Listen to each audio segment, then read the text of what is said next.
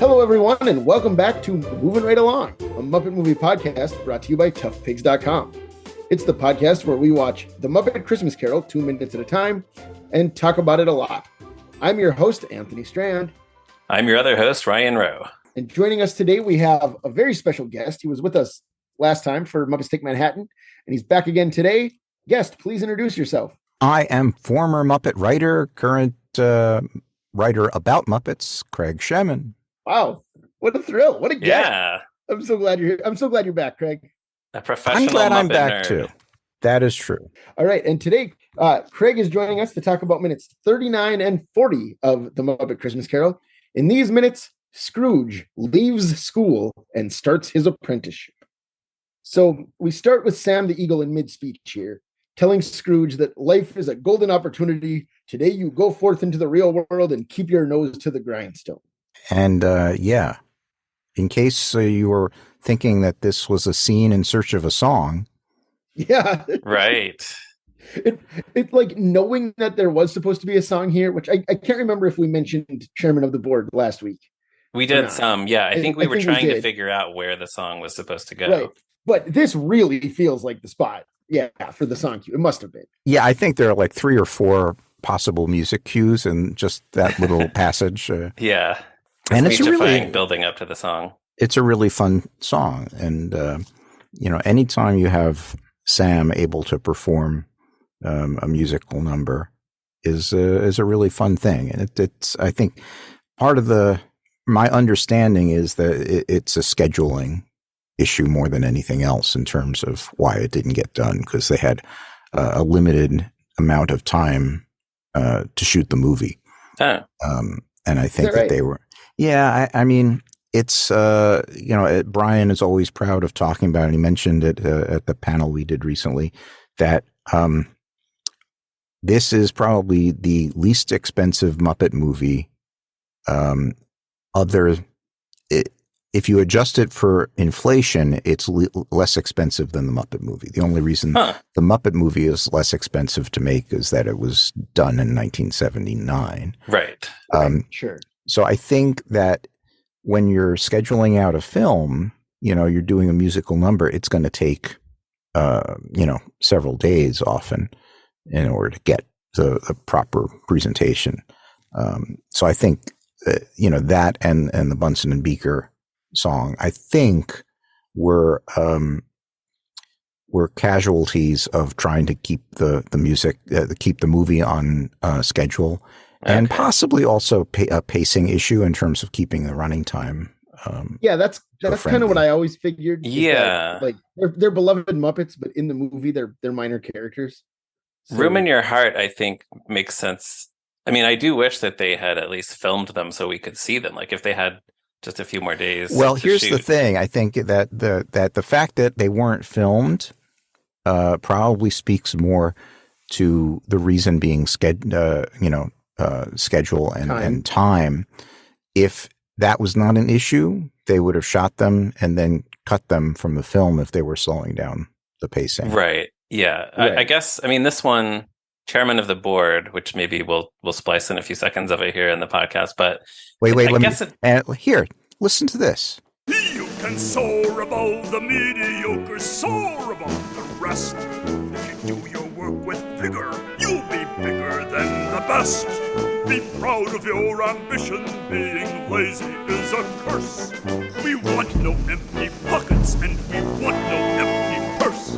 Who work for a living, live for your work. Don't think about vacations, you can overcome that quirk. Insist on being heard, a squeaky wheel can't be ignored. If you do what's right, if you prove you're bright, you'll be chairman of the board. So now that you've heard that, I think it doesn't really add anything to the story, I guess, and we kind of already know obviously, because we watched the movie without it and it makes sense. But this one, it would have been nice to have.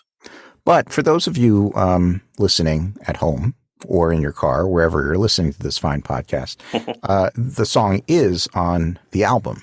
Yes. Yeah. It's great that they've recorded them at all. Yes. So shut off the podcast, pull out your CD edition of the Muppet Christmas Carol soundtrack, Or that vinyl from a couple years ago. Last year, yeah. Last year? Or the 8-track. See, like I trust your authority so much, Greg, that I'm like, I know. I was trying to think. Did they make an 8-track? 1992? No, Like, but I think that's probably the again, next format that's going to make a resurgence among hipsters. And here's where I point out that They Might Be Giants released their most recent album on 8-track, among many other formats. So yeah, I think it's happening. Yeah. Wow. I don't know how many people have an 8-track player these days, but that's not that important. Because people, people just buy it to have. It's more of a collector's item. Yeah. Yeah. Right. Well, that's like, I recently bought a cassette tape from an indie band that I love, Ookla the Mock. If people enjoy songs about comic books and Star Wars, they should check out Ookla the Mock. Yeah. But I got it on tape, and I don't have a tape player. I wanted to put it in my office so that students would see it. Put it on display. Yeah. So I get it. But in this movie, they don't have tapes because they haven't been invented yet. It's 1843. Just sheet music. So back in the movie that actually does happen, Gonzo and Rizzo are still trying to push the bus away from the wall. We saw them doing that last week. They're trying not to get squished. And then Sam says to Scrooge, not to Gonzo and Rizzo, work hard and one day your life will be as solid as this very building. And then, the shelf falls over and busts and Muppets all spill out of it. The blocking of that shot is so perfect because the gag happens in the background and out of focus. So we know it's happening.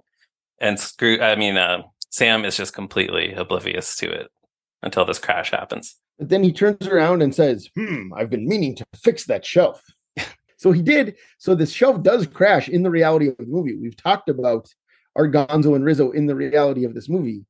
And whether or not, Sam, like in a minute, Gonzo's going to talk to Sam, address him as Sam. Yeah. But here, the headmaster sees that the shelf has fallen. And Scrooge says, yes, headmaster. Right. So, he is Charles Dickens. So, Gonzo is Charles Dickens, so he can go wherever he wants to. That's true. Right. No, I agree. We've been talking back and forth about whether or not Gonzo and Rizzo are in the story. And this is, I think, the strongest evidence that they are. They are. The characters in the past react to them. Yeah. And they don't react to Scrooge and the ghost. We know they can't see them. Right. I think they are just like when the movie wants them to be or when it's funny for them to be. Right. Yeah. Just like Rizzo going through the bars. It can only happen when it's funny, right? Like the Roger Rabbit. Like Roger Rabbit. Yes, exactly. Yeah. But then continuing on with the story, Sam tells Scrooge that he's apprenticed to a fine company in London to become a man of business. You will love business because it's the American way. That's what he says. Well, is it the American way, do you think? Well, business? It's the British way. There it is. That's what I was looking for. Yeah. Oh. I thought we were going to have a conversation about like capitalism and economic policy. There's a little bit of precedent for the whole issue of Sam's American patriotism being churned in with mentions of other countries, because there was the line in Muppet Vision 3D where it's a salute to all countries, but mostly America. Right. This is actually just a few years after that. That's kind of like the Sam of the 90s, right? He like that's when he becomes Mr. Patriotism. Really, he's Mr. Culture on the Muppet Show. Yeah, I think that they brought in his. I think they treaded a little lightly on it on the Muppet Show because it was shot in the UK, and they had to make a very universal show. Right. But he was always Sam the American Eagle. But I think they had to do a show that was not an American show per se. It was a show of weirdos from all places that had to appeal to all markets where the show was sold. That makes sense. I do think this is good, like a little bit of all of those aspects of Sam. Like you believe that the guy who is so devoted to wholesome entertainment and sophisticated culture would also be a guy who really values hard work and business. Right. I do really enjoy the way Sam pauses and looks around. Like when Gonzo says Sam doesn't look quite right at Gonzo. So maybe Gonzo is invisible to him. I don't know, but he just kind of looks around like where's this voice coming from? He might be just hearing voices. Yeah, I mean, Which feels like one of those does the great Frank kid Oz react? touches. Does the kid react to Gonzo? He's not in the shot. Oh, see, there you go. We don't see him. Yeah, during that. And did you turn up the volume to see if you could hear what Gonzo was saying when he whispers to Sam? No. He just says, Sam, it's just that the story takes place in England. That's all. Is that right? Yeah. That's actually what Aladdin said to Jasmine on the balcony too. If you turn your VHS way up. Good teenagers. Not a lot of people. That's also what Michael and Pam said to each other when Michael was leaving the office. Yeah, and they both had taken off their microphones, and that was what they were whispering. That's what it was. Remarkable. But speaking of lines that you only half hear, Sam introduces Scrooge to the coachman, and as the ghost is telling Scrooge they have to move on, we hear Sam tell young Scrooge not to tip the driver, which I think is really funny. Let's talk a little bit about this kid. I mean, is it just me, or does he also look a little like Kevin Bishop from Muppet Treasure Island? I can see it. Yeah. It's like, you're casting the Muppet, movies. You always have to get a kid who looks like that. Is that in England? Maybe when you're shooting a literary adaptation in England, that's the type you look for. And now that you've mentioned it, both of those young men look not unlike Brian Henson. So maybe that's what it is. Yeah. Just like brown haired, long face, But he does look like a young Michael Caine, a little bit. Sort of. Yeah, that casting is pretty good, especially because they had to cast, how many Scrooges total was it? Like 5? I think there are like 4 or 5 Scrooges. Yeah, because there's 3, I think, in this sequence, right? There's the kid who's sitting at the desk first, and then I think there's just one in the middle, and then this guy, and then Raymond Coulthard, young adult, yeah. So as the young adult Scrooge, yeah. But you don't know which of the, because there's 3 actors credited as young Scrooge who aren't Raymond Coulthard, and we couldn't figure out which is which. You don't know either, correct? You don't know this guy? I do not offhand. Okay. No. Because they're all just listed as young Scrooge, and none of them have that many credits. So it's a mystery. I do know that one of the young Scrooges. I don't know that, but I do know that one of the young Spocks in Star Trek 3 was Vaj Potenza, who used to work at Henson in New York. Oh, that's exciting. Is that right? Hi, Vaj, if you're listening. Oh, cool. I hope he's listening. I also wanted to mention that at least one of the times, maybe both of the times that Sam says business, he does a little move reminiscent of the scooter fist. He does. He kind of swings his arm like that. Business. Yeah. I'm demonstrating, but people know what it looks like. Yeah, the Sam wing, if you will. The Sam wing. Yes, that's the new scooter fist. How many times so has people turn off the podcast, go to the Muppet movie, and watch the scene where like disguising a car so they won't be recognized, and you can see the scooter arm pump. That's it. Ryan is speaking of. Our friend wait, Shane, give them a chance to come back. Welcome back. I hope you enjoyed the Muppet movie. So our friend Shane, who was actually on the podcast last week, made a YouTube compilation video of every instance he could find of the scooter fist. So after you've enjoyed the entire Muppet movie, which sure, watch it. Always a good idea. You can see all the other examples in that video too. Yes, it's very impressive. Mm-hmm. Then we see Scrooge and the Ghost of Christmas Past standing there. The school pulls into the background in some sort of vortex, and now they are standing out on the street. We have moved on to the next location. It's not quite as elaborate as the previous instance of traveling through time, where like the entire room filled with light, and then they flew over the rooftops. But it's still. This must have been a fairly advanced effect in 1992. Yeah, I think that terms. The other thing is once you establish the initial look of it, you don't have to do it to that extent on the subsequent.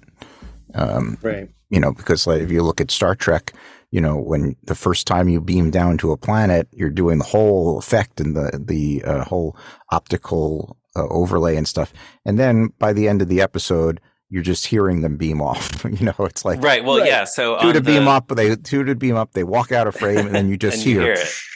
Yeah. So on the DVD commentary, Brian Henson did confirm that I haven't been looking for it. We're recording these out of order. I'll just let the audience know that. But I have not been looking for it every time. But he said that because it was so expensive to do these earlier effects later in the movie, when Scrooge travels through time, some of it just happens off screen, and there's like lights and sound from off screen, and then there they are in a different time period. Yeah, because the audience accepts that. Yeah, you just get it by that point. Did you talk about the whole effect of that ghost yet in previous episodes? Yeah, when she first appeared, we talked about it and how it was done with oil and swirling under.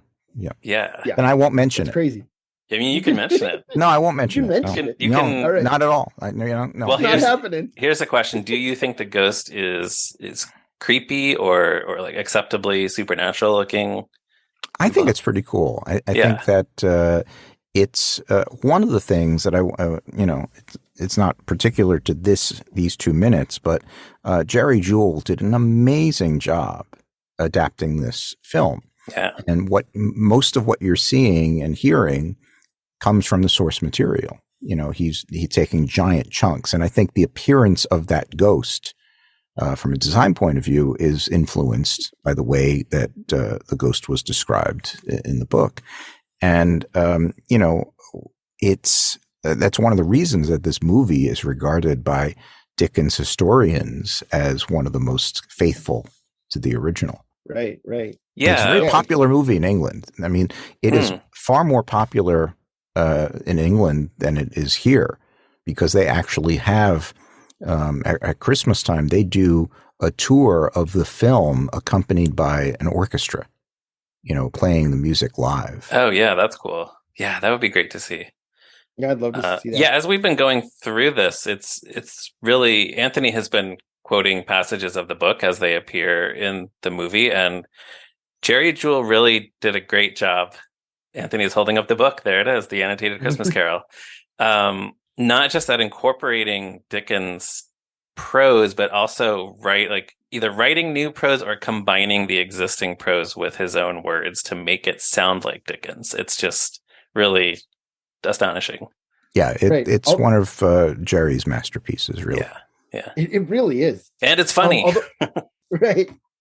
Although having said that, I think the most pedestrian piece of narration in the entire movie is just about to happen. So we'll get back to that in a second. But before we do, something much more important happens right here. Gonzo announces that they've arrived, but Gonzo and Rizzo are in their party clothes. They've changed. They've been wearing the same clothes for this entire movie. And now they're in like matching outfits with a pinstripe coat, a tan vest, knickerbockers, some sort of fancy fedora. They are just unexpectedly dressed for a party, and it's the greatest thing to ever happen. You're so excited about it. I'm so excited about those party clothes.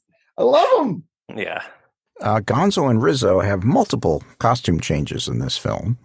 And, it's a chance to shout out Polly Smith. And I don't know if you've mentioned Polly before. Yeah, we have, but always worth doing it. Yeah, probably not enough. She's one of the heroes of this movie. Yeah, and one of the things that when I was doing the research, we'll talk a little bit about the D23 Expo later, but when I was doing the research and she was one of our panelists, she only had about 6 weeks to work on the costumes in New York before they had to ship out to England. Wow. They had another, a shop set up in England, and they continued work on it. But this was not a huge schedule for her. And the film itself had originally started, I think the original talk was that it was going to be a TV movie. And then it got changed into a feature film a little later. So they did not have a lot of time to work on it. And Polly actually told the story that the first thing, in order to buy her time, because they had hired a crew for her when she started up, and to buy her time to do the design, she figured that all of the male characters would have to have a shirt. So she sort of found vintage, period shirts and patterns in various archives. And photocopied them and handed them out to her crew and said, okay, start making these shirts.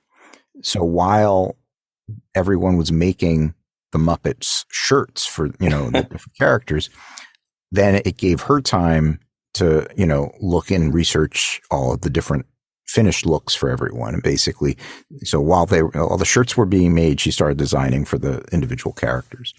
So it was a very accelerated process.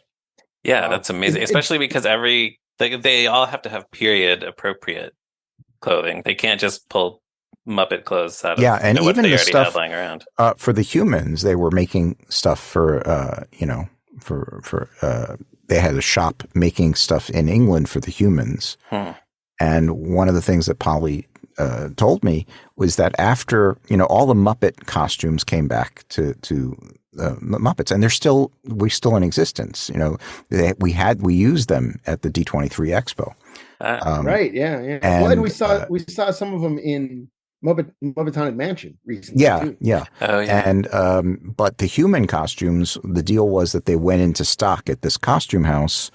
It was a costume house called Cosprops. So they are rentable. And if you watch, Polly had mentioned that Scrooge's nightcap pops up in a BBC adaptation of a Dickens novel called Martin Chuzzlewit. Wow. Awesome. And, then that same nightcap was worn by Mr. Bennett in the 1995 Pride and Prejudice miniseries. So it's like kidding. If you know what to watch for, you can see the human costumes pop up on other English productions. Wow. And these actors got to wear Michael Caine's nightcap. Yeah, probably they didn't even know it. Yeah. Wow. I love so thanks to Polly Smith for that info. Yeah. Wow. That is wonderful. Thank you for sharing. Anthony, was Martin Chuzzlewit the book that you said has a scene where somebody goes to America and then it has everybody hates America? Right. It has a whole passage about how boorish America is. Right. Yeah. And that's why U.S. audiences turned on Dickens for a little while. Right. It sounds like a Muppet name, though. Martin Chuzzlewit. Sure does. Like, 100%. Yeah. Sounds like a guy that Statler and Waldorf knew in the back. It could be. Yeah. Right. Well, that's one thing that the Muppets and Dickens have in common is fun names, ridiculous names. Indeed. For sure. But so Gonzo and Rizzo, like I said, they're there. And Gonzo says, a moment later, Scrooge found himself standing on a city street, looking at a building he had not seen in years, which it sounds great when Dave Gold says it. Everything sounds great when Gonzo says it in this movie. But I do think that is a line that doesn't particularly sound Dickens-esque. It's very it gets the job done. Straightforward movie narration. It does get the job done. Can I skip ahead to the old curiosity shop to say what the line is in the book?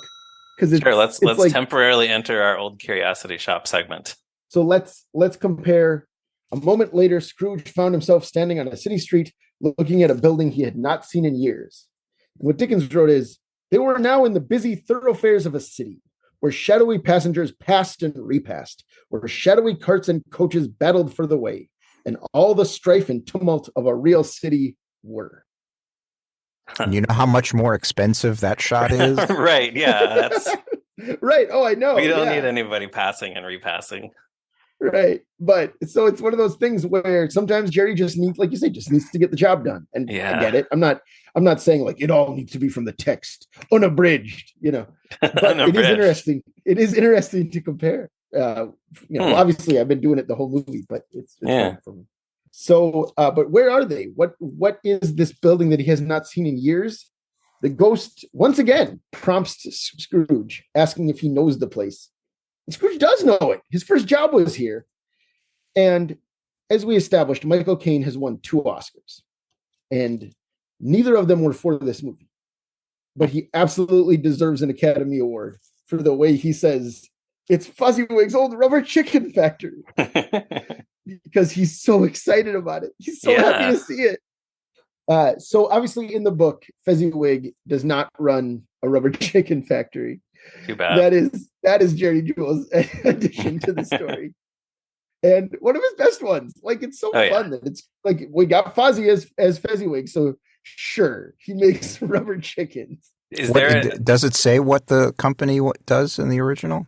Because I don't think in my canon which is Mr. Magoo's Christmas Carol. I don't think it's mentioned. I don't think they say it. Yeah, I don't think they ever do. It's just business. Something to do with finance, presumably, right? Although, as we've discussed previously on the podcast, they don't actually say what Scrooge and Marley do either. Well, I think at some point, if not in this, I mean, it's a counting house that Scrooge, which is essentially a banking establishment or a loan establishment.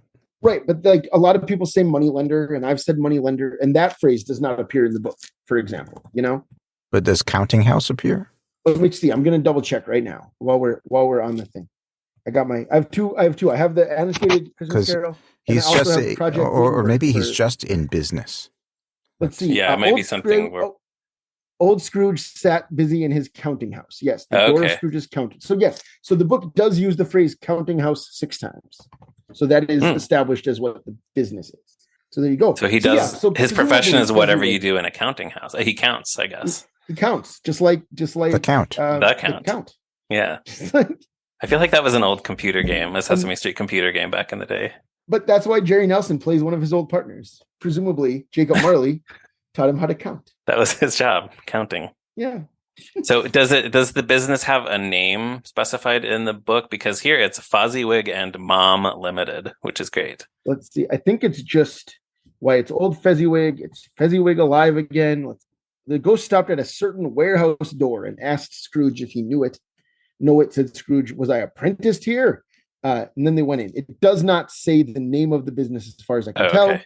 Just they're at the warehouse that's known to him. Old Fezziwig is at the desk. Right. Well, I just like that it's Fozziwig and Mom Limited because. But what's interesting is that there has to be some sort of merchandise involved because the book does mention that it's a warehouse. Right. You're right. That's true. Yeah. Yeah. What? And you'd have to have you don't really have a warehouse if you're running a bank. Right. What wares are they housing?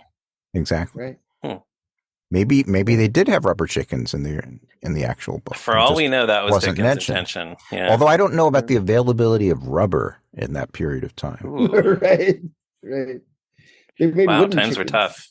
Because the present is 1840. So what's the 1843? Yeah. So the flashback would have to be as a young. Probably we're talking 1810-ish. Oh wow! Yeah. Does that sound about right? Yeah. If we're assuming Scrooge is Michael Caine's age, which is 58, Yeah, I don't think I had really thought about that. Like this is happening even further in the past. It's actually I mentioned that because Polly actually pointed out, and it's pointed out there's some interesting YouTube videos that talk about the costuming of Muppet Christmas Carol because the flashback costumes of Belle and young Scrooge and Fozziwig are different in terms of style from the ones in the rest of the movie because it's a flashback to farther back in time. Oh, wow. I love that attention to detail. Oh, yeah. That's great. Huh. That's just like if this movie was set in 1992, then it would be 1960 or whatever in the flashback. Huh. Yeah. Wow. So you'd still do. Yeah. To us, it's just, we watch it. It's like, it's old timey. But people who actually are paying attention are making sure that they actually look like the periods. Right. Well, it's one of those things where the more time passes, the harder it is to remember the difference between time period. Like, we just, as we're recording this, it's November 2nd. So Halloween season just ended. So my mind, as it often does, turns to Frankenstein and Dracula. Well, Frankenstein came out in 1818 and Dracula came out in 1897. So those two books, which I think we think of like Dracula and Frankenstein. We think of them as contemporaries. Classics. Yeah, as contemporaries. And they came out 79 years apart. Yeah, wow.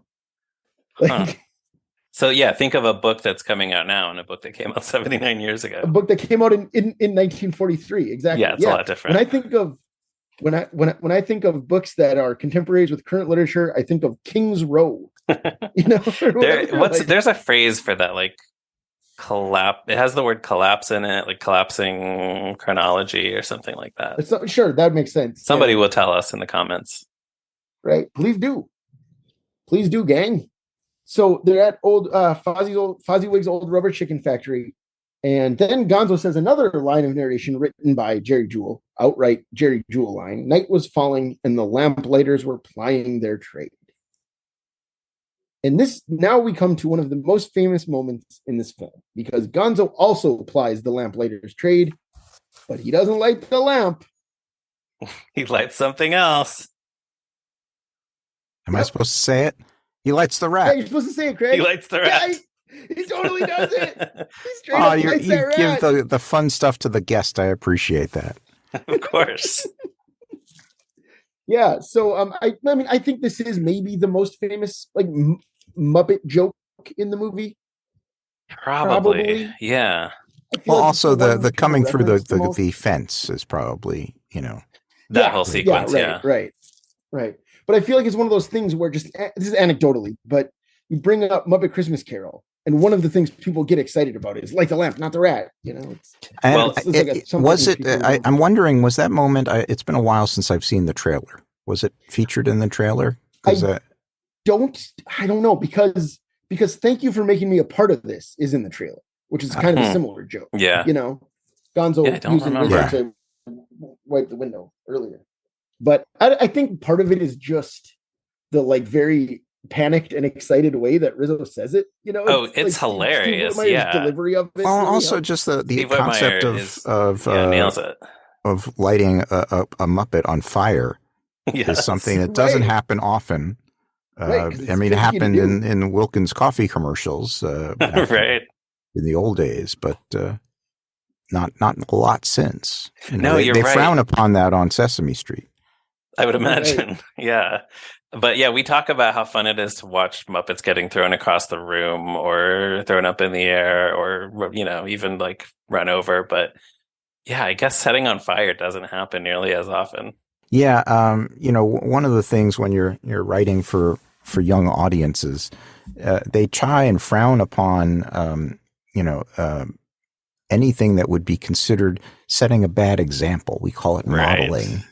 I think that in a major feature film, they can make some exceptions to that, but I think this is still rated G, right? Yeah. It was. Yeah. So, apparently lighting sentient creatures on fire will still allow you to get a G rating. In those days, it From might the be ratings PG board. today. I don't know. But yeah. And I think like a lot of this stuff, though, it's so cartoonish and silly, like the way Rizzo is screaming. You don't really think that he's in pain. No, it's all Right. show business. Yeah. Right. Yeah. And then, of course, it also doesn't last long, which is the Right. other thing, because Gonzo drops him into a frozen barrel on the ground to put out his tail fire. Well, Rizzo pops out for a second to say thank you, and then he just dunks his head back under the water Head again. back in, yeah. And that's gonna have an effect that we're gonna see next week. But Yeah, I don't Right, get to talk about that. no, I mean, you but can if talk you would about like it. to, you can. No. Well, I do. Whoever's I going to do be here wanna on give an- next week gets to talk about it. I'm not going to talk about it. Okay. Right. It's Not at gonna all. be a I'm not going to mystery mention guest. anything. All right. We don't want to deprive you of it if you No. want to talk about No. I'm okay. it. Okay. It's up to you. All right.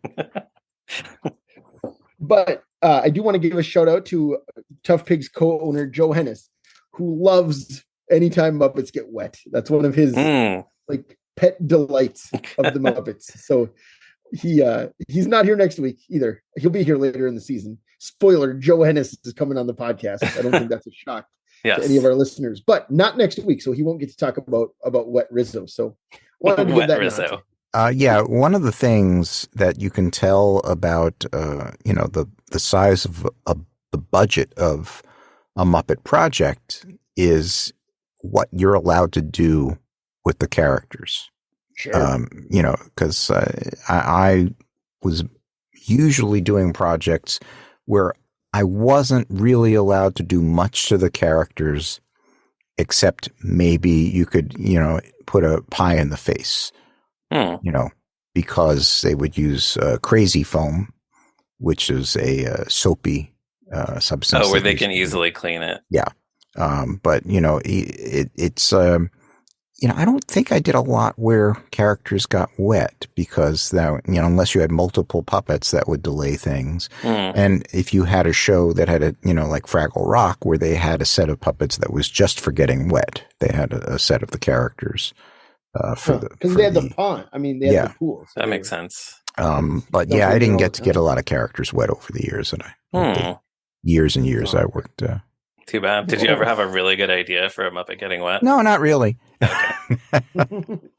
No, I mean, we got some messy stuff happening when we did the Muppets Kitchen, but it was, it's like, can we hit a character with a pie? No, but can we hit Cat Cora with a pie? Yeah, sure. Sure, it's easy to clean her off. Sure. Yeah. Right. Yeah. Right. So, who do we see? Who comes out of the door? The host of the party, Fozziwig. He makes his debut Fozziwig. here in minute 40. Fozziwig walks out the door and says, "Look, my lads, dusk has fallen, and the lamplighters are," which we don't know what the lamplighters are yet, because that's where what the are they? cuts off. The lamplighters are very handsome. The lamplighters are. I would guess that they're plying their trade. Plying their Good trade, guess. right? Yeah. Good guess. But I don't get to talk about that. But either way, this is classic Fozzie. When I think of Fozzie Bear, I think of, "Look, my lads, dusk has fallen, and the lamplighters are." He actually said that in the opening credits of season 1. That was his joke in every episode. Yeah. Everybody just waits for him to say it. "Look, my okay, that's his catchphrase." The talking Fozzie doll. That's one of the phrases. But so we've been slightly recording these out of order. We already recorded next week's episode. And so the Ghost of Christmas Past is me right now saying the same thing I said in that episode. You'll hear me say it next week, but I'm saying it again right now. Or are you the Ghost of Christmas yet to come? I'm the I don't know. I mean, I'm talking next week. I'm talking. So okay, keep talking. Unless I'm Pete in Mickey's Christmas Carol. Right. Hey Ryan, you'll be the richest man in the cemetery. All right. So no, I love Fozziwig. I think it's such wonderful casting that Fozzie gets to play a guy who's a great host, the life of the party. Everyone's happy to see him. Like, I feel like 16 years of Fozzie Bear history up to that point pay off with this very brief role where he gets to play a popular and funny guy that everyone likes. I agree. If you're trying to get someone to not agree with you, I don't think that's going to happen. No, I wasn't. I was just wondering if you had any. You want me to play devil's advocate? That's just the worst casting. No, there is from the name on down. This is really the name is very fortuitous. The ideal casting of Fozzie for Fozziwig. Or Fezziwig. And Fozziwig. It's one of those things where, like, nobody gets to be in this movie that much, really, besides Gonzo and Rizzo, as far as Muppets, the classic Muppet gang. Michael Caine, not a character from the Muppet Show, But given that, everyone's kind of a cameo. Fozzie's one of the best things about this movie, I think. Yeah, it's great to see him. We'll see if that happens again next time. In the next it's true. movie. As the scene goes on, we might end up hating Fozzie. We might wish that he weren't in this movie at all. But. No, I meant in the next movie. Oh, the next movie. Yeah, because we'll see how that goes. About that movie. Well, we'll see what we think when we get to that. We'll see if that happens. Maybe I'll love it. Maybe Mr. Bimbo will be my new favorite guy. We'll see next time. Maybe the man in your finger. I don't get to talk about that. So that's where. Hey, if you want to. You want to come back and talk about Mr. Bimbo, Craig? Well, we'd love to. I can talk about other stuff. Yeah. All right. But that actually brings us down to the end. So any other final thoughts you want to share about these 2 minutes or the movie in general before we go, Craig? And we're gonna talk about some other stuff before we leave, but thoughts specific to the movie. I mean, I'll just mention Jerry Jewell again. Just because I like talking about Jerry Jewell. All the Jerrys, Jerry Nelson, who we don't get to experience much of in this clip, although you'll get to see him as Emily Bear in the next couple of minutes, I think. But yeah, I mean, in terms of doing a classic story, this is really, I don't think you can do it better than this. This is a movie that that ages very well. It's 30 years old, but it doesn't really show signs of age. It still works. It's works very well, and I think it sort of worked a little too well because the Muppets came back with another classic story, and I think that's in my view was a little problematic to start getting into that grind, so to speak, where the Muppets, I thought, should have gotten back to doing the broad genre parodies of the first three Muppet movies a little sooner. Yeah. So I think that in some ways, as this was a successful movie. It did not cost a lot. I think it cost about $10 or $11 million, and even in the very short Christmas window of movies, it made like, $45-50 million in its initial release. And that's a very tenable position to be in if you're making, movies. That's not a bad, return on the investment. So I think they figured, hey, this worked. Let's do this again. Right. And I think that then, it's just the problem is that you have the Muppets playing other characters too much, then you run the risk of people forgetting who they are at the heart of their own character, and you forget, the audience forgets a little bit about who the Muppets really are. Yeah, and now you have, I guess, the shadow cast by these two movies where seemingly every day on social media there are people saying, oh, the Muppets should do this classic story, they should do that classic story, they should do this, a remake of this movie, that movie, this cartoon. I mean, that went back for many years. When I was at Henson, there was always a discussion, even before Muppet Christmas Carol was done. There were discussions about doing other existing properties. There was a brief discussion about a Muppet Guys and Dolls as a TV. Okay, that I would movie. like. And I think the concept was that everything in this city, in the Runyon-esque city, would be alive. Like the mailboxes could talk, and is it cast with the familiar Muppet characters? Mm-hmm. That was the goal. It would be, it was going to be Piggy as Adelaide and Kermit as Sky Masterson. And you saw, you were able Piggy to. Piggy as Adelaide and Kermit as Sky Masterson. They're not a couple together. Yeah. Kermit as Nathan Detroit. I'm sorry. Yes. Nathan Detroit. So you would have Floyd as Sky Masterson and Janice as well, I think that there may have been a human as Sky Masterson. That makes sense. Sure. Yeah. And I think that would have been a human couple. And then that would make everyone sense, else. And I think that the idea was that you had Nathan and Adelaide in that same dynamic as Piggy and Kermit, that Piggy was wanting him to commit to a relationship in the same way as Adelaide was 14 years. Yeah. Sorry about that. I didn't. Yeah. And I apologize. You can edit to make it sound like I knew what I was talking about. So yeah, there were talks about that. That was, those were discussions that were happening, I think, before Muppet Christmas Carol. That's really interesting. And I've also heard you make that suggestion before about they should just be doing genre parodies rather than specific parodies, which I think is a great idea. There's so many, especially now, like, don't do a parody of Game of Thrones, just do a Muppet fantasy story. Yeah, I mean, and then if you look at the first three Muppet movies, that's basically what it is. Right. The first Muppet, it's a road picture, and then the second one is a, crime caper, and the third one is a, Broadway musical. Mm-hmm. But then after Treasure Island, they did get back to that, and it was a big hit, and everyone loves it, and it's everyone's favorite Muppet movie. So, well, there were, a lot of issues going on back then. Right. No, and I'll say this, I enjoy Muppets from Space quite a lot, actually. Like, listeners of this podcast will get sick of me defending Muppets from Space in a couple of years because I enjoy it. I think it's a fun movie. Oh, Ryan, did you have any other final thoughts before we close? I do, actually, about mostly Gonzo being a lamplighter. First of all, lamplighters. These were people who were employed in the days before there were electric streetlights all over cities. They would go around every evening lighting these lamps that either had gas running through them or oil. So there would be light.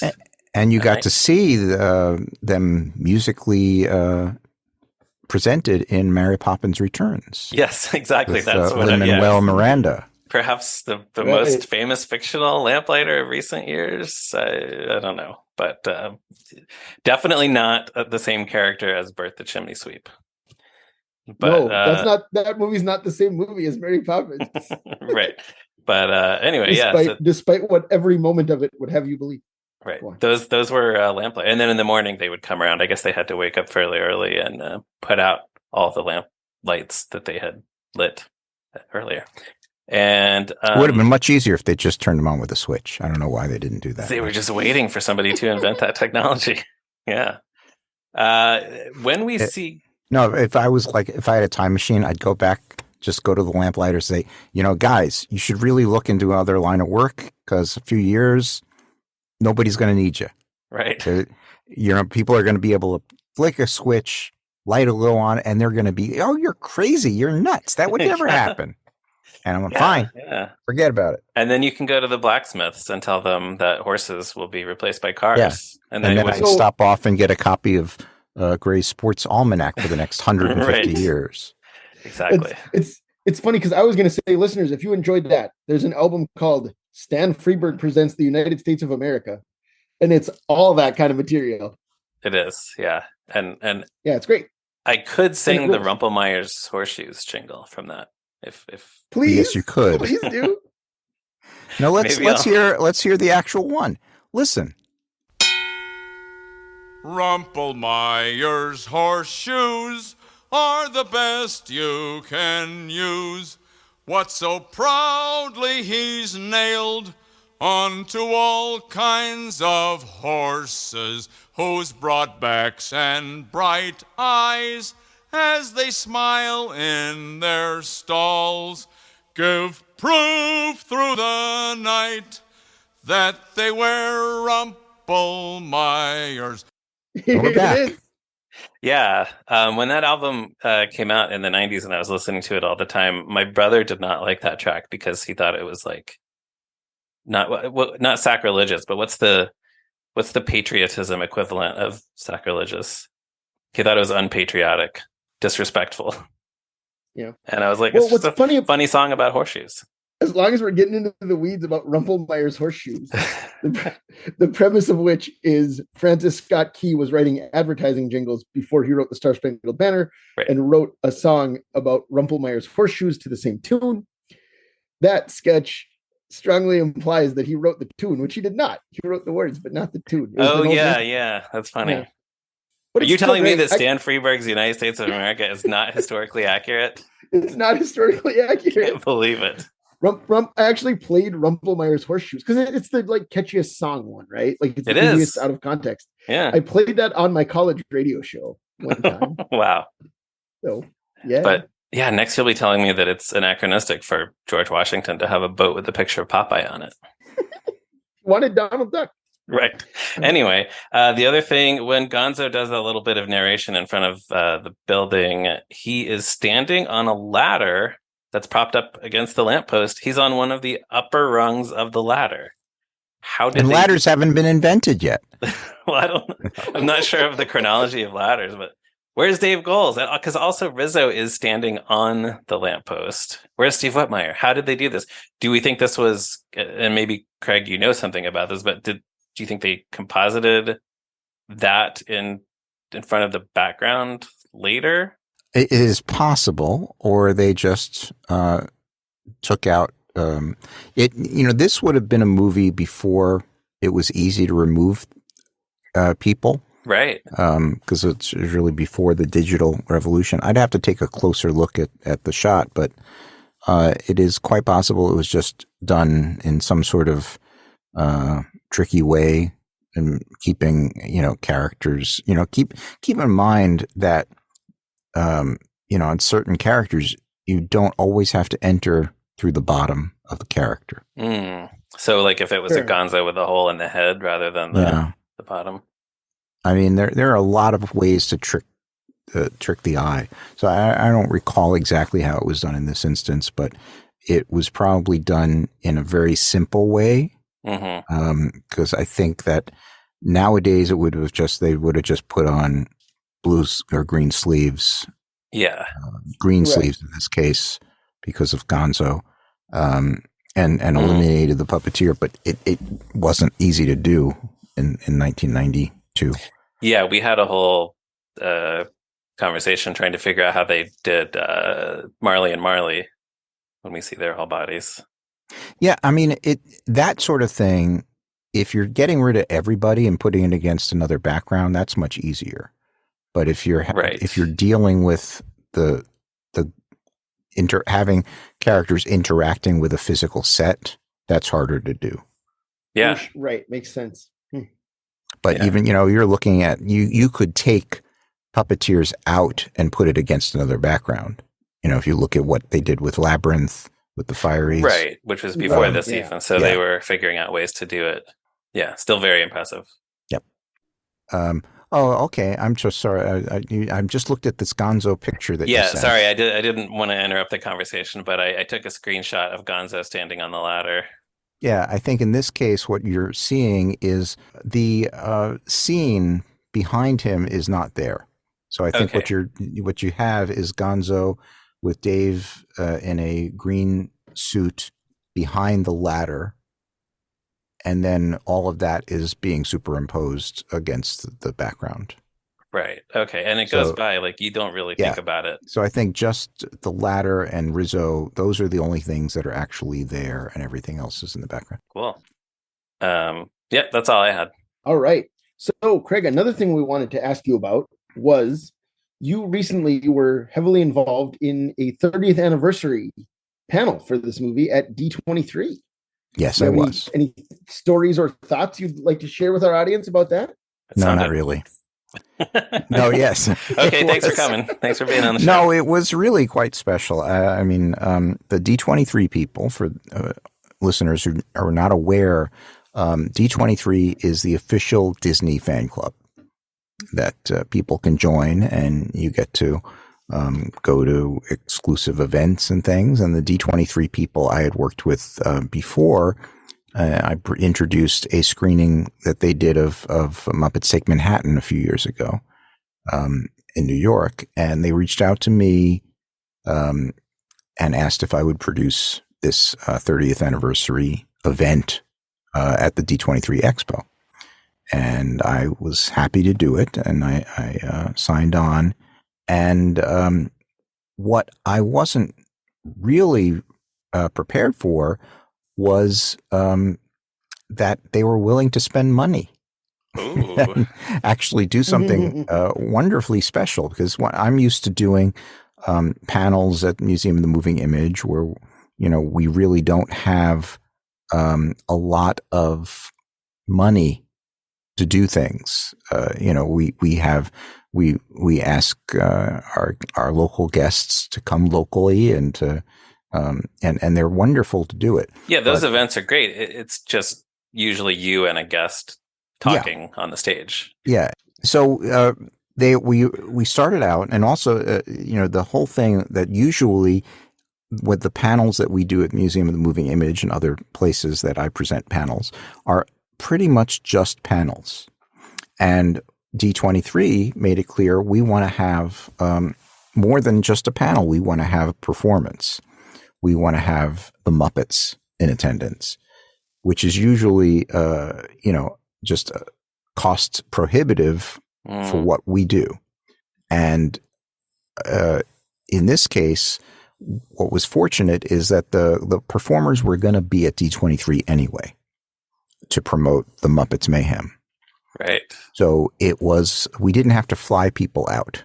They were being flown out and put up, and the Muppet Studios people were able to find funding to allow the performers to come to us. And then, we were able to, I don't know exactly, I was never told what my budget was. Basically, I would go to them and say, I would love to go get, Chris Caswell, who did a lot of the music stuff on the movie. I'd love to get Chris to create a new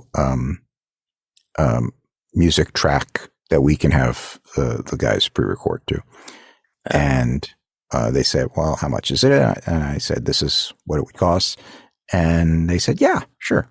So that was like an instrumental track that was made especially for that event. It was. Wow. It was made to. He patterned it on the orchestrations of the original, but it was a new creation. And then we said, well, we want to celebrate this song that was removed from the movie that is going back into the movie. Yeah, which is really like, that feels like the special thing about the 30th anniversary now.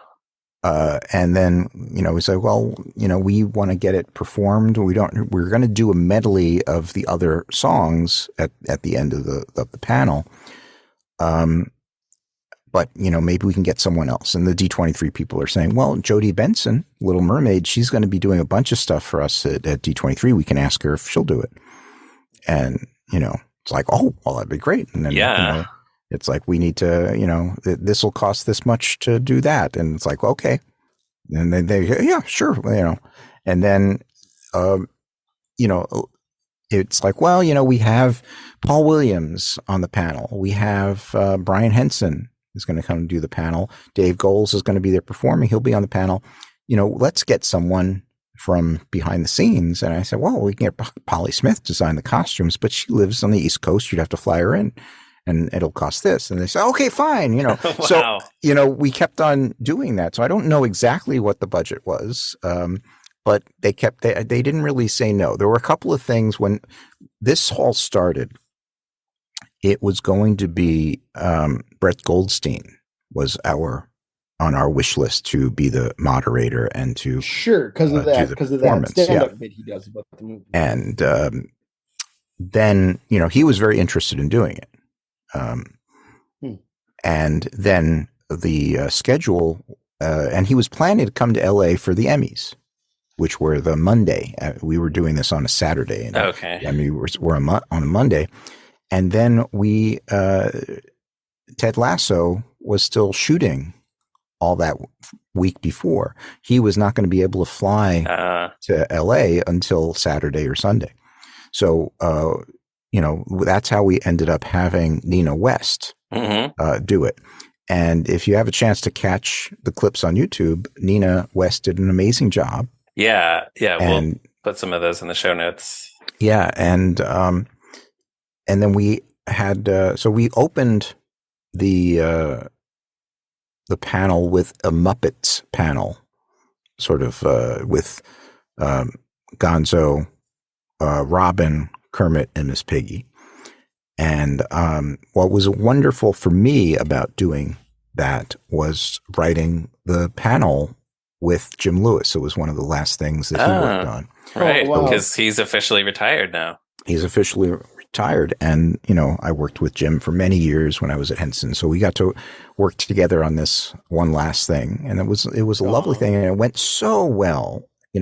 There's nothing that excites an audience more than seeing Muppets in person. Oh, yeah. As soon as they pop up, the audience just goes crazy. Yeah. And so we started out with Gonzo. I had Gonzo playing Charles Dickens, introducing the panel. He introduced himself as Charles Dickens, the 19th century's answer to Stan Lee. And, and so we did this little self-contained panel with the characters that were about 4 minutes. And then we showed the blooper reel from the movie while we repositioned it. And then we brought out Paul and Brian and Polly and Dave and did a very nice panel where Brian got into a lot of technical talk about why the song was cut and why it hadn't been restored for many years. Right. And, if you wanted to know about lines of resolution or how interpositives and internegatives get made, check out that panel. Originally, here's a little bit of when we were first starting to plan this panel, Disney Plus had not yet planned to put the full version of the movie on their platform. Oh. And then we were sort of saying, well, Brian had heard that a 4K version existed. Yeah, I think that was announced a year before that they had found those elements. Brian kind of thought that was the reason that we were doing this whole panel. And we were sort of gently urging the Disney Plus people to do it. And they finally realized that this would be a great opportunity to publicize it. So we were able to, make that announcement at the panel. And that's when we brought out Jodie Benson to sing the song, where she talked about Part of Your World almost getting cut from Little Mermaid. A very similar story, yeah. Jeffrey Katzenberg responsible in both cases. And then we finished up with a live medley of Muppet Christmas Carol songs with the Puppeteers performing with Nina West. And the way we did it, it was all the Puppeteers were visible. They were standing on the stage in front of Nina West. And we had, what was amazing about these panels in Disney D23 Expo in particular is that it's a very big production. Mm-hmm. We were in one of the smaller panel rooms, and it was 3,800 people. So they had robot cameras. They had a director in the back. I was sitting, they had teleprompters, and I was sitting next to the person running the graphics on the deck of the pictures that we were showing. And I would cue them.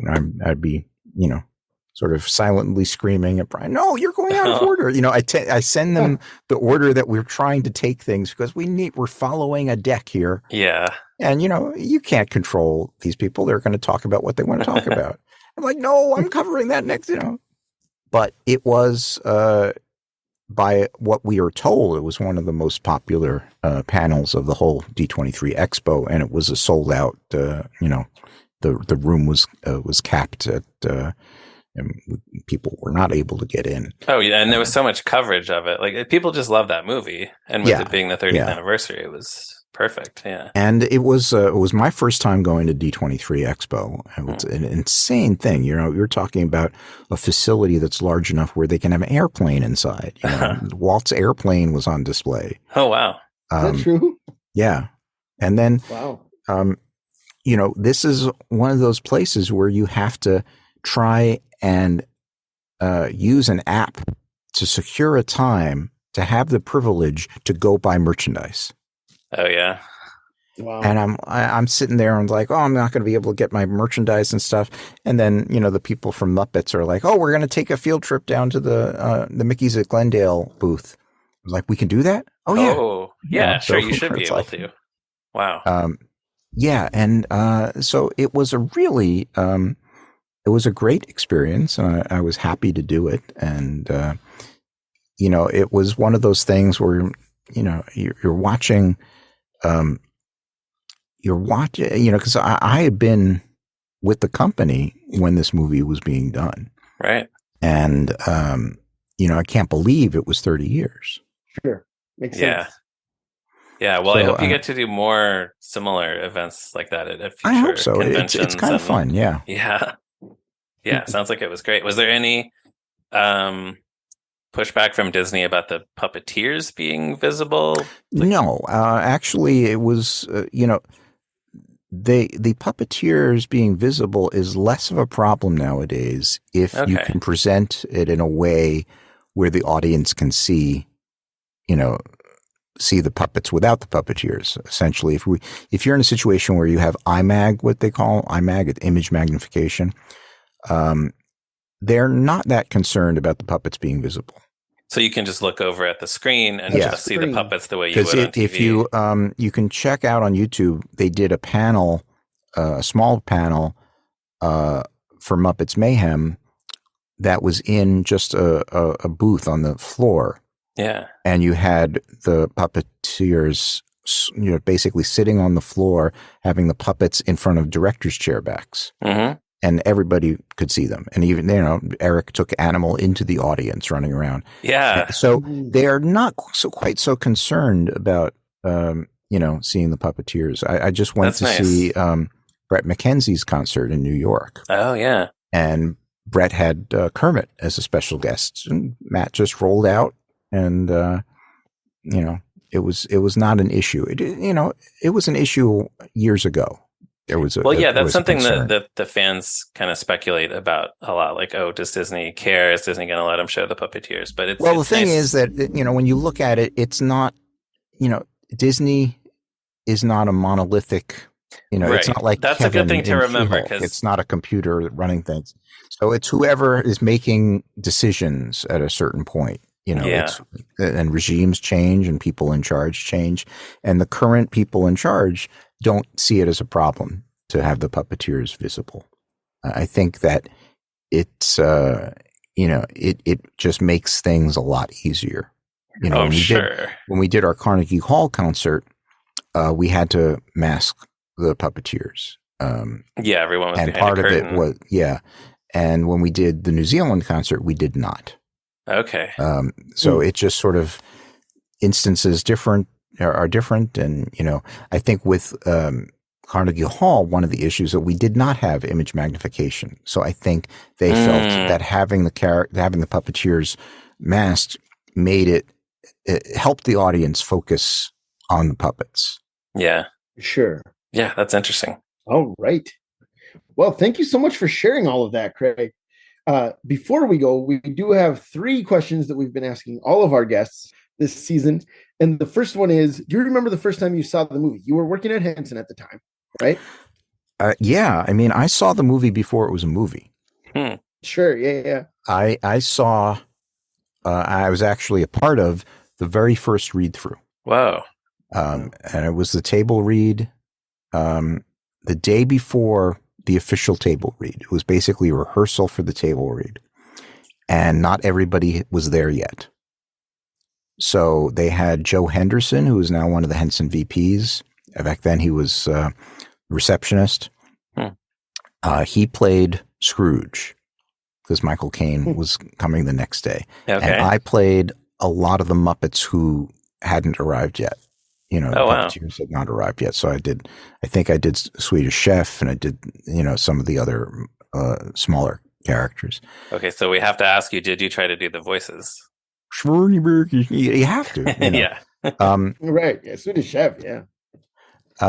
So the next day, when they did the actual table read, my reward or my thank you for doing the rehearsal was getting to come to the second floor conference room in New York and sit around and watch the actual table read and see Michael Caine do it for the first time. And wow.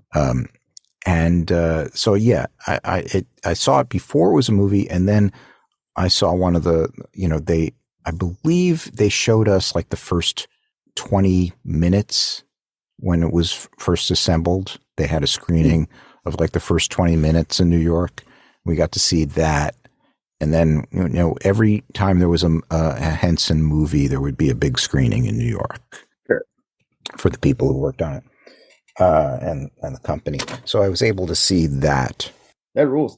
Then the second question is, where do you rank it among the Muppet movies? I think it's a solid 4th.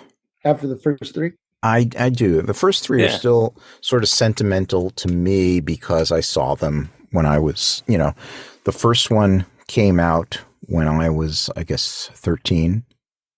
And by the time the last one was out, I was graduating from high school. Sure. Yeah. So that's a pretty interesting, formative, grouping, in terms of when you're seeing these films for the first time. Yeah. So I think I still rank those 3 as the first, second, third, but I think that Brian did a great job with this one. I think I would put this Muppet Christmas Carol as 4th to me. Sure. Understandable reasoning and a solid choice. And then finally, do you watch it every Christmas season or thereabouts? Not religiously. Okay. If I come across it, I will watch it. If I'm presenting it at a screening, I will sit and watch it. it's a movie that I find works really well on the big screen. I don't like to That makes watch. sense. I don't like to watch this one on television or on video as much as some of the other ones. I think that there's something about a movie that has sort of this emotional core. Experiencing it in an audience on a big screen is really the way to go. And I have the same thing on a lot of Christmas movies. It's a Wonderful Life I will see on television, but if I see it on the big screen, it makes me cry. It doesn't make me cry on television. Sure. Yeah, I've never seen It's a Wonderful Life on the big screen. I guess it does get screened around Christmas time. Yeah, they show it at the IFC Center here in New York. Okay. Around Christmas time, they usually have Donna Reed's daughter come and introduce it. Huh. Oh, wow. Wow. Yeah. That's great. I've never seen it in the theater either. I would love to. Yeah, I mean, there's something special about it. So I think I rank Muppet Christmas Carol along with that as being something that's better experienced on the big screen. Sure. Oh, that's great. Yeah. And we will be showing Muppet Christmas Carol in December. If anybody's in the area of the Museum of the Moving Image, we will be showing Muppet Christmas Carol in December. Do you have the date on that? I think it's December 17th. Okay. Let me just, I think it's December 17th, Museum of the Moving Image. And then there will be usually an encore on the following Friday, the 23rd. Oh, okay. But if you check the Museum of the Moving Images website, their calendar, you can get all the information. Yes, New York area listeners should go do that. And even if you're not in New York, travel to New York for People that. do, yes. People come from all over. All right, I'll be there. Okay. I won't be there. Listen, if listeners are expecting to see me there, I won't be there. Go there and meet I would Anthony. love to. I will leave love 2 to, tickets for you at Will Call. Oh man! Oh, I gotta go. But that brings us down to the end of our Muppet Christmas Carol talk. But Craig, before we go, where can our listeners find you and/or your work? Well, they can find me at craigshemin.com. They can find my work at samandfriendsbook.com, which is a book that I just wrote, coincidentally, about Sam and Friends, which was Jim Henson's first television show. And they can find that all around and at bearmanormedia.com. It's a very, very good book. What I've been saying to everybody is Such a great book. Yeah, it's not just a great history of Jim Henson's early career. It's really a great history of early television. So if you're interested in that at all, it's if you like novelty music, if you like songs of the mid-century, mid-20th century, there's a lot of great stuff about that. Yeah. And I imagine a lot of people who are listening to this podcast have the book by now, but it's, Christmas is coming up. It makes a lovely holiday gift. Yes. Buy one for each of your relatives and friends. Everyone. One of the things that I love about that book that I was most impressed by is there are so many things that we kind of know the end result of, like that era of Sam and Friends in other books about the Muppets is kind of like, then Jim Henson made a show called Sam and Friends for 6.5 years where he learned how to make TV. Now he's making TV, like that's kind of how it's always been treated. And one of the things you do in the book is show us step by step how a lot of that stuff happened. Yeah. Like there's a scene where Jim and Jane Henson figure out how to like do the monitor system for puppets that like I'd never thought about how that would have happened. It's just kind of like, yep, Jim Henson, the genius, invented monitors, for puppeteering. Yeah, and it was interesting. Jane sort of just explained that, originally it was just to make sure we were on camera, and then it got refined over time. Right, and that's just one example. The book is full of stuff like that. Yeah, right? it's just so cool to get so much information about all of that. It's just so well researched and well written.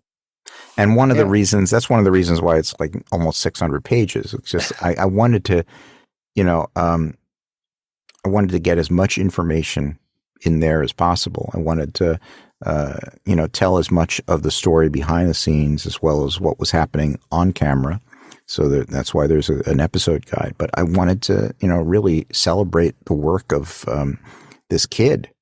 Jim was a kid. Yeah. Jim and Jane were both very young. And that's the other thing is, like, you talk about how he was living at home with his parents. Yeah. Going to college. Like several years of Sam and Friends. Yeah. And that's certainly something I never thought about. Yeah. And you get to sort of see how, he's growing as an artist, but also, they get married, they move out of the house, they buy nice cars, it's, it's the really nice story of this couple. And one of the reasons that I really wanted to write this is that Jane never wanted to take credit for anything. All of the years that I knew her, she even told Brian J. Jones, you're making too much of a big deal about me. And if she were alive today, I think she'd be a little embarrassed and a little angry about what I'm doing. Oh. But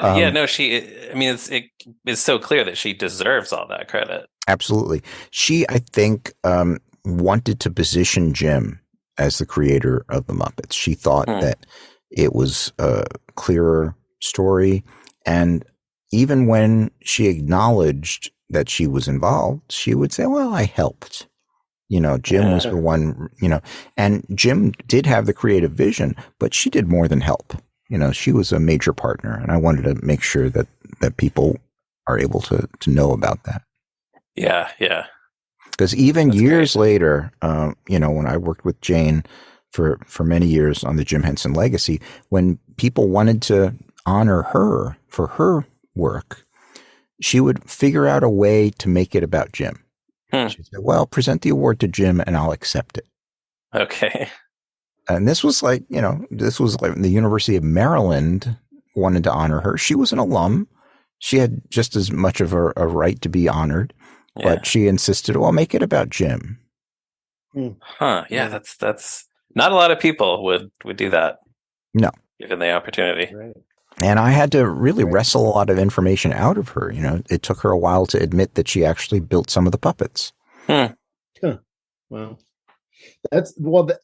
We could go on and on about this book. Everyone really should just read it. But another thing that struck me is there are puppet characters that you talk about who I'd never heard of before. Right. They're not part of like that one picture of the Sam and Friends cast that everybody has seen. And there are ones that I don't even know about. I mean, that pop up in a couple of those shots. We don't know what their names were because they might not have had names. Early on, Jane had explained to me once that they didn't really think of the early puppets as characters. They were just puppets, and they were employed to do whatever they needed to do in a specific bit. And it was only over time that they developed characterizations. Right. Well, and what's interesting is the cover is, like you say, Ryan, that one picture kind of the Sam Friends gang. Yeah. And we were looking at it. My son Miles is 4.5, and when I pulled the book out of the box, we were looking at it, and he goes, "Is that the oldest Muppet show?" Like, my 4-year-old. This is the kind of house he grows. That's the kind of house he lives in. But he said, "Is that the oldest Muppet show?" And I was like, "Yeah, buddy. It is the oldest Muppet show." But he looks at it and he sees Mushmallow and he's like, "Oh, there's a Grouch in it." And I'm like, "Yeah, man, that's Mushmallow." Pretty much. And that's like for a 4-year-old. It's the funny thing about that photo is that there are really only 2 photos in color of Jim and the Muppet Group of that era. It's that one on the front cover and then one of Jim and Jane on the back cover. And originally that photo with Jane was going to be on the front cover, and the Henson Company asked that we switch it because they thought that that Jim looked better when he was smiling, and he's not smiling in the photo on the back. Interesting. Yeah, sure. So we're like, well, we'll put it on the back instead, and they were fine with that. Sure.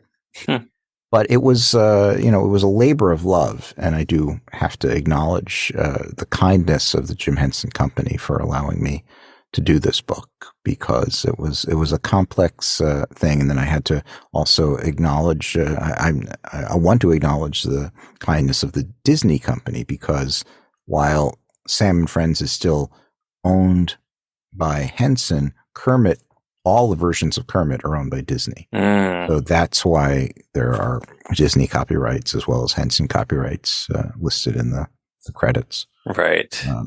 And Sam and Friends is sort of in this frozen realm where nothing can be done with it unless both Henson and Disney agree. Yeah. Wow. So, yeah, we're all very grateful that the book exists for many reasons. Right.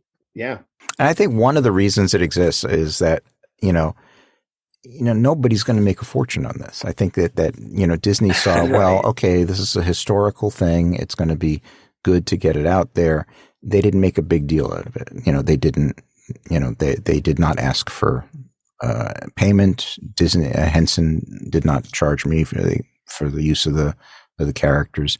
They were very generous because I think they knew that this is, a piece of history, a story that should be told, but no one's going to make a fortune doing this. Maybe not. I hope I do. But it's a we niche hope you do audience. too. But there is a lot of interest. Like anytime, like the Wilkins commercials go viral on YouTube or social media, people love seeing that old.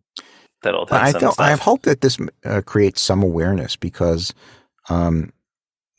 one of the things that I've always wanted to do is trying to get more of this material out to the fans. Part of the problem is that the whole concept of packaged media is really not what it used to be. Right. Physical media. Right. We're always going to be having discussions about that. The Henson people do want to do something. We've been slowly getting a lot of these film elements transferred to high definition. Yeah. So, who knows? There might be. Cool. The other thing is that there are all of these great recordings that exist. The book was possible because there are more than 400 audio recordings that Jim had made of the air checks of Sam and Friends. So we have audio. That's amazing.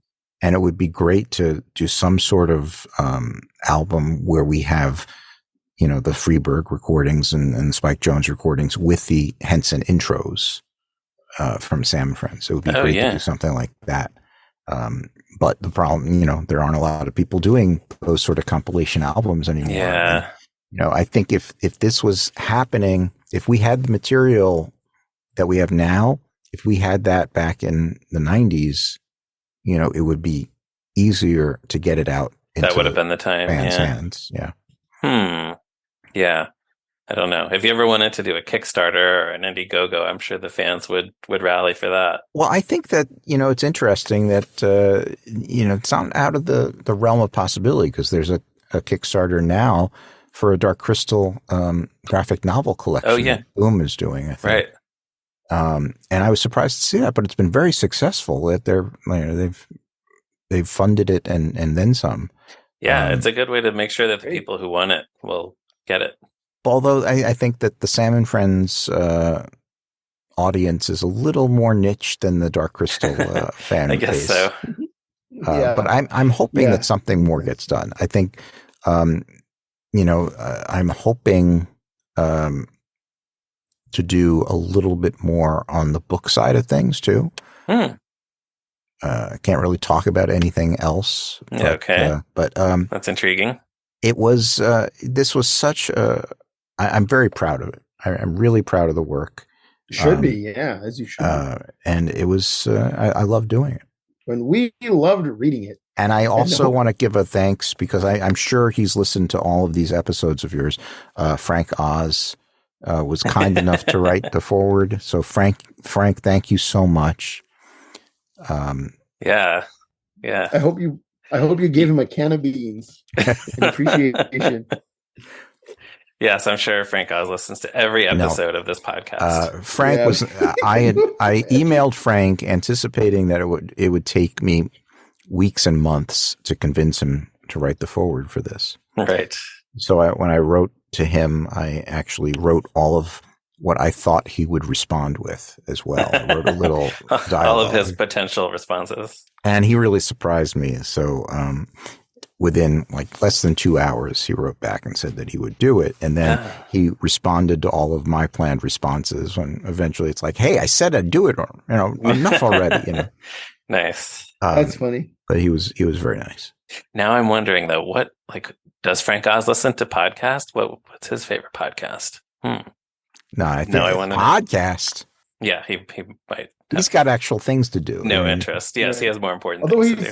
Although he's been on a few, not ours, but he has done podcast interviews. Oh, that's true. Yeah. He's very selective about the things he does these days. Yeah, rightly so. That's why I was so thrilled, because I don't think Frank has written a lot of forwards to books before.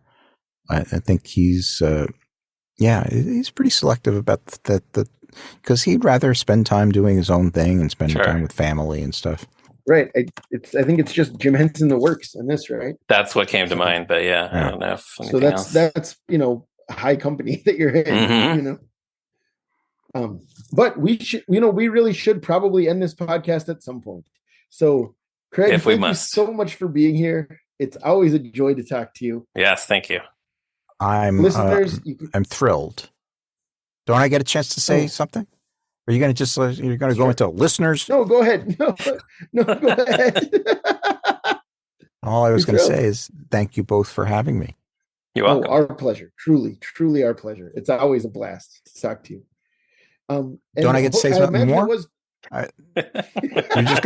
just gonna go right on through. I mean, cutting me off. What else did you want to say, Greg? I got nothing. Now you don't know what to do, Anthony. And our listeners can always wait. I thought of something. On the internet, Facebook. Yes. No, it went away. I'm sorry. Was it about Rumpelmeyer's horseshoes? No. All right. Listeners can always find toughpigs.com on the internet, Facebook, Twitter, Instagram. We're all over the place. That's toughpigs.com, spelled RUMPLE Meyer. You can become a patron of ours on Patreon. You can email us at movingrightalong@toughpigs.com to tell us what your favorite track was on Stan Freberg Presents the United States of America. Please. You can follow Volume 1 or 2. Yeah, please do. Either, yeah. Volume 1 or 2, either one. Because like for Ryan and I, we both heard them at the same time. I think you probably did, right? I know. I bought the 2 CD the set when it was new. Yeah. So please, any thoughts about that? Send them to Ryan on Twitter at @MeRyanRowe, and he will share them with me. I'm not on Twitter anymore. And you can also find him on Letterboxd at Movies Are Neat, and you can find me on Letterboxd at Zeppo Marxist. Thank you to Morgan Davy, also a Stan Freberg fan, Morgan Davy, for our logo. And if you're so inclined, give us a positive review on iTunes and tell all of your friends to listen to this show and to listen to Stan Freberg Presents the United States of America, Volumes 1 and 2. We'll be back next week for a presumably Freberg-less episode of Moving Right Along. Goodbye. Goodbye.